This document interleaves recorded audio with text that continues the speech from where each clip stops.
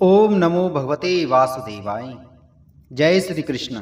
नमस्कार दोस्तों, स्वागत है आप सभी का हमारे चैनल भक्ति ज्ञान में।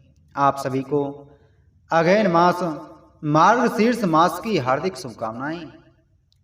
दोस्तों, आज मैं आपको मार्गशीर्ष मास यानी अगहन मास के पहले अध्याय की कथा सुना रहा हूं।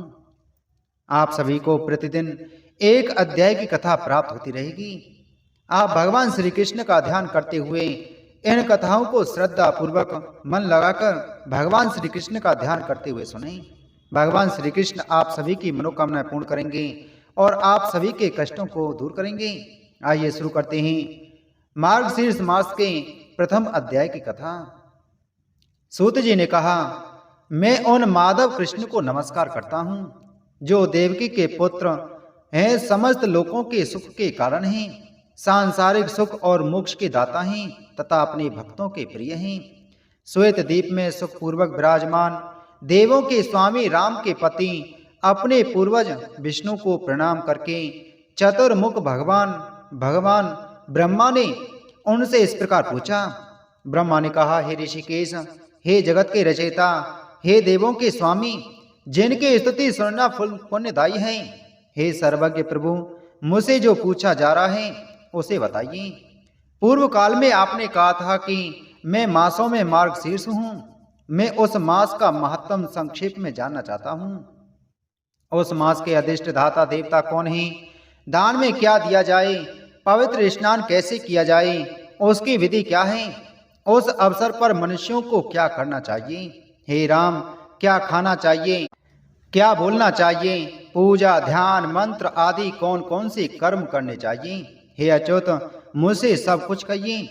श्री भगवान ने कहा, हे ब्रह्मा, समस्त लोगों के कल्याणकारी मार्गशीर्ष के पवित्र अनुष्ठान के संपन्न होने पर इष्टापूर्ण आदि यज्ञ, सार्वजनिक उपयोगिता के कार्य जैसे विश्राम गृहों का निर्माण, कुएं और तालाबों की खुदाई सहित अन्य सभी अनुष्ठान संपन्न माने जाते हैं।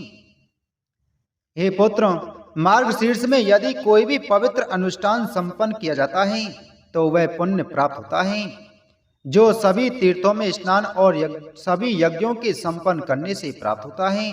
हे पुत्र, मार्गशीर्ष महत्तम सुनने से वह लाभ प्राप्त होता है जो मनुष्य को तुला, पुरुष आदि के दान से प्राप्त होता है।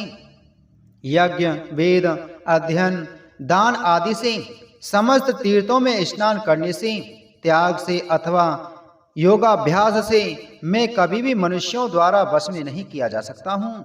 अन्य महीनों में मैं मार्गशीर्ष मास में स्नान, दान, पूजा, ध्यान, मौन व्रत, जप आदि से भी उतना आसानी से वश में नहीं किया जा सकता।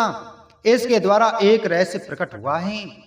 यह सोचकर कि यह मुझे प्राप्त करने का साधन है, देवताओं ने अन्य धर्म आदि की रचना की है और इस प्रकार मार्गशीर्ष की प्रभावकारिता को स्वर्ग के निवासियों देवताओं द्वारा एक अच्छी तरह से संरक्षित रहस्य बना दिया गया है। मार्गशीर्ष मास मुझे प्राप्त करने के लिए अनुकूल है। इसमें पुण्यवान और मेरे प्रति समर्पित मनुष्यों को अवश्य ही धार्मिक अनुष्ठान करने चाहिए। भारतवर्ष में जो मनुष्य मार्गशीर्ष के धार्मिक अनुष्ठान नहीं करते उन्हें पापी जानना चाहिए। वे कलयुग से मोहित हो गए हैं।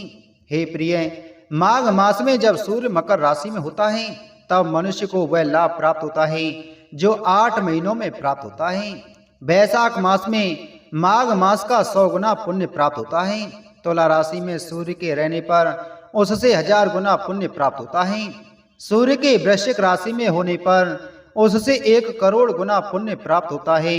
इसलिए मार्गशीर्ष सभी से श्रेष्ठ है, इसलिए मुझे यह हमेशा प्रिय है।